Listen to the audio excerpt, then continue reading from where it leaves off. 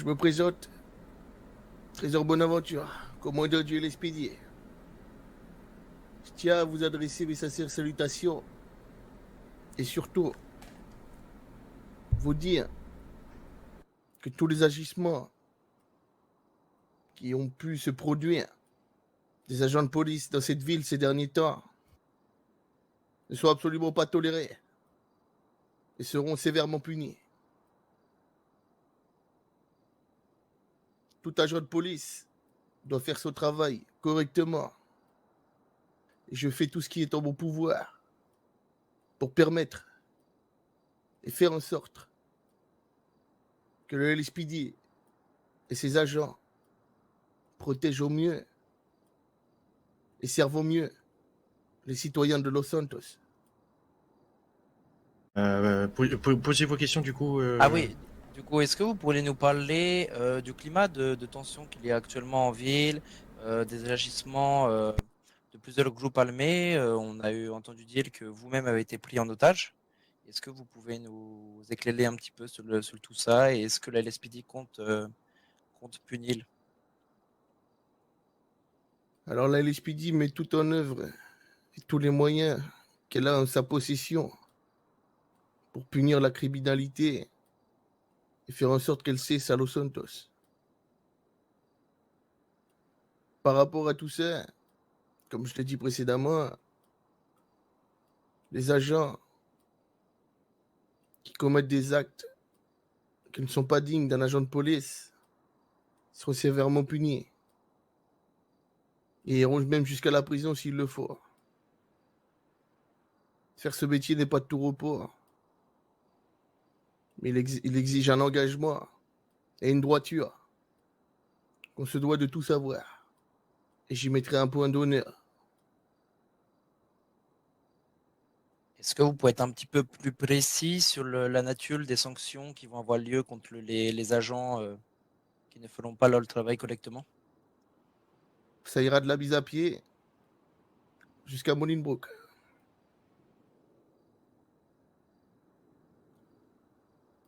D'accord. Et est-ce que vous avez prévu une opération spéciale pour l'étude de la criminalité qui a lieu actuellement dans les rues de Los Santos? Nous avons fait en sorte qu'actuellement les DEFCON puissent être réduits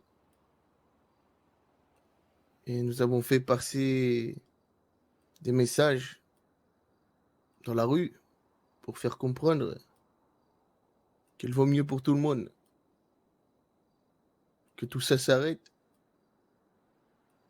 et que ces fusillades et tout ce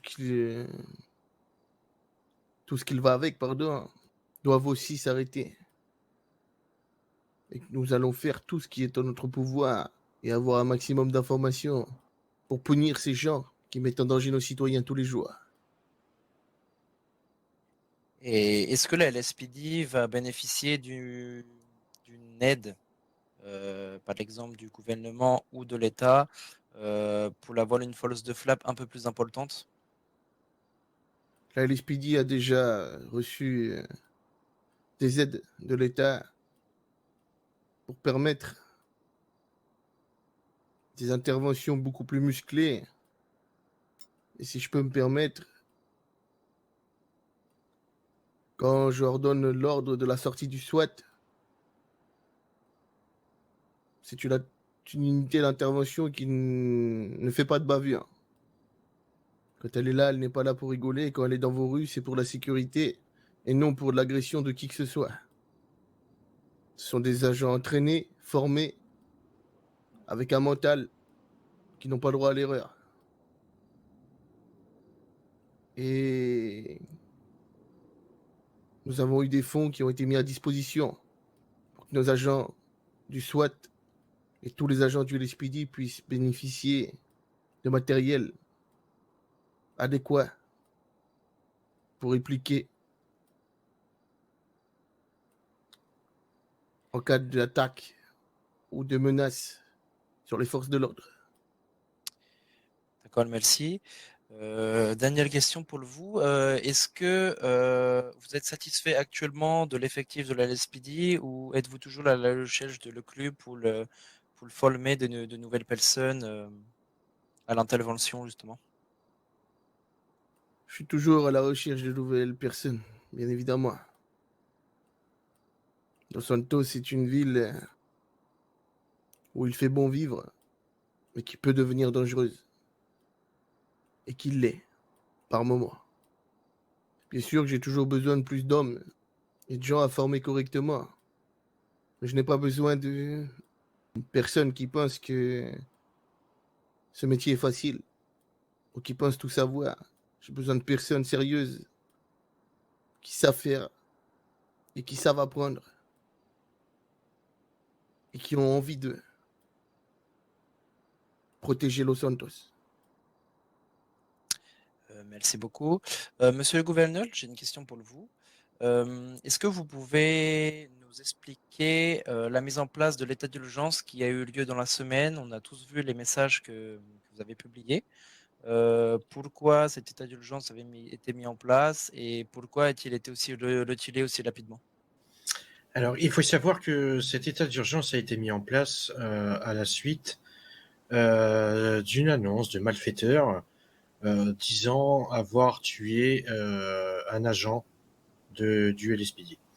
Il faut savoir qu'à ce moment-là, nous étions en DEFCON 2, d'accord, et que moi, de mon côté, si je mets des niveaux de DEFCON en place, c'est tout simplement le meilleur moyen pour moi de pouvoir contrôler, si vous voulez, les foules.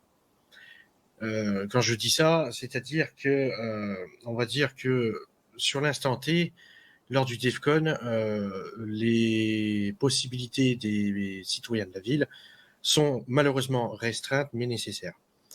Il faut savoir qu'à ce moment-là, à la suite de l'annonce de la mort, enfin de l'assassinat de l'agent en question, il m'a été jugé nécessaire de prévenir absolument tout le monde de l'éventualité au passage d'un DEFCON 1. C'est-à-dire que ce soir-là, j'ai décidé tout simplement de sévir et de donner les pleins pouvoirs au LSPD pour qu'ils puissent travailler dans les meilleures conditions possibles afin de pouvoir élucider le problème en question. Et voilà. À la suite de ça, nous avons eu des négociations avec les fameux malfaiteurs qui ont abouti finalement à la libération de l'agent en question qui n'a pas été assassiné.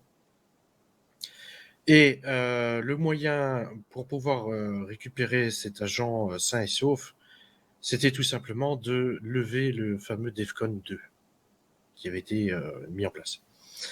Bien sûr, il faut savoir que chez moi, dans ma politique, chaque citoyen compte, peu importe sa fonction, peu importe son origine, peu importe sa classe, on va dire, sociale. Il va de soi que j'aurais fait ça pour n'importe qui. Est-ce que les services publics ont pas, est-ce qu'on pourrait dire qu'ils auraient réagi dans la précipitation sans vérifier réellement l'information, même si je sais que c'était compliqué de savoir si cet agent était réellement molle, et que vous avez quand même cédé à la pression et, entre guillemets, perdu les négociations face à ce groupe armé? Alors, je n'ai pas perdu les négociations dans le sens où l'agent en question a été libéré sain et sauf. Je pense que, à la suite de ça, nous avons tous été un petit peu gagnants ce soir-là, vous voyez. Les malfaiteurs en question ont réussi à faire lever le niveau de DEFCON et moi de mon côté, et enfin surtout monsieur Roquette du SWAT, lui a réussi à récupérer son agent. D'accord. Je pense pas avoir été perdant dans le sens où la mission que le SWAT a menée euh, a été comment dire, couverte de gloire. Hein. D'accord. Est-ce que, euh, est-ce que vous pouvez nous expliquer comment se fait-il qu'un agent du SWAT qui est quand même une force à part entière des services de l'ordre à Los Santos, a pu être pris en otage par un groupe armé. Voilà. Ok. Il faut savoir que les agents du SWAT ne patrouillent pas forcément tous ensemble sur l'instant T, d'accord? Et il suffit tout simplement, vous savez, que des personnes organisées et nombreuses prennent à partie un véhicule du LSPD et peu importe qui est dedans, la finalité est la même, hein.